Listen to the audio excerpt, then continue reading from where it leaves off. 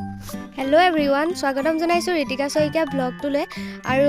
কি খবৰ সকলোৰে আশা কৰো সকলো ভালে আছে আৰু এয়া আজি দেখিছে আপোনালোকে মই এয়া মছলা ভাজি আছো আৰু আজি ভাবিছো বগৰী আচাৰ বনাম বুলি কেনেকুৱা হয় নাজানো বাৰু চাই থাকক ভিডিওটো আৰু মোৰ গোটা মছলাখিনি ভাজা হৈ গল এতিয়া মই শুকান জলকীয়া কেইটামানো এনেকৈ গৰম কৰি লম খুন্দিবৰ কাৰণে কাৰণ আচাৰত এনেকৈ যদি শুকান জলকীয়া খুন্দি দিয়া হয় বেছি ভাল লাগে আৰু এইফালে কেইটামান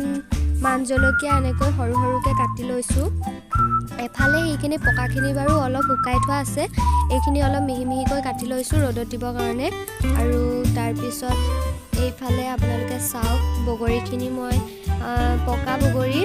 শুকাই পেলাই হৈ গল আৰু এতিয়া আচাৰ বনাবৰ কাৰণে এয়া মছলাখিনি খুন্দি ললো আৰু এইফালে সেই শুকান জলকীয়াখিনি পিচি ললো মিহি কৰি তাৰ পিছত এইফালে কেইটামান এনেকৈ মান জলকীয়া লৈ লৈছো আৰু মিঠাতেল আৰু এতিয়া আচাৰ বনাবৰ কাৰণে কেৰাহীখন পাতিলো পাতি তেল দি দিছো ইয়াত আৰু অকণমান সময় তেলখিনি গৰম হ'বলৈ দিম আৰু তেলখিনি গৰম হৈ গ'ল এতিয়া ইয়াত 3 চামুচমান জোখৰ মছলা দি দিছো আৰু মছলাখিনি দিয়াৰ পিছত মই বগৰী আৰু লগত অলপ জলফাই আছিলে সেইকেইটা দি দিছো এইখিনি দিয়াৰ পিছত অলপ ভালকৈ লৰাই দিছো এনেকৈ আৰু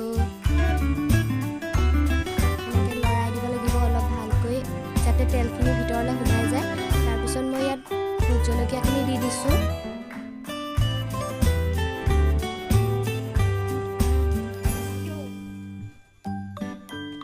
আৰু এতিয়া মই সোৱাদ অনুসৰি নিমখ দিছো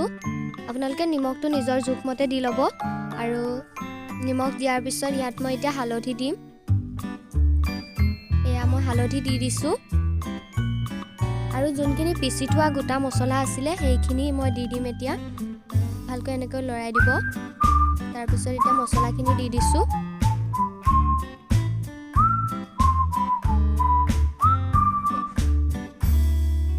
অকমান সময় ভালকৈ সিজাই ল'ব লাগিব যাতে মছলাখিনি ভিতৰলৈ সোমাই যায় আৰু মই পিচি থোৱা জলকীয়াখিনিও দি দিছো কাৰণ আচাৰত বেছি জলকীয়া হ'লে খাই ভাল লাগে যিমান জ্বলা হয় আচাৰ খাবলৈ সিমান টেষ্টি হয় আৰু অলপ টাইমৰ কাৰণে লৰাই পেলাই এইখিনি ভালকৈ ঢাকি দিব লাগিব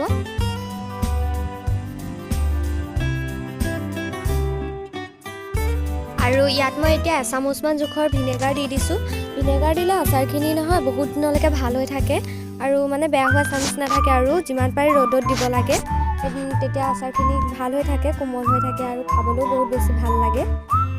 আৰু মই ইয়াত অকণমান ৰেড চিলি এড কৰিছিলোঁ আপোনালোকে দেখিলে এতিয়া এইখিনি ভালকৈ অলপ সময়ৰ কাৰণে ঠাণ্ডা হ'বলৈ ৰাখি দিম আৰু এইখিনি অলপ সময় ৰখাৰ পিছত এইখিনি চাওক কি ধুনীয়া হৈ গ'ল দেখি খাওঁ খাওঁ লাগিছিলে বাৰু বহুত বেছি ধুনীয়া লাগিছে দেখিবলৈ আৰু গোন্ধও বহুত ধুনীয়া আহিছে আৰু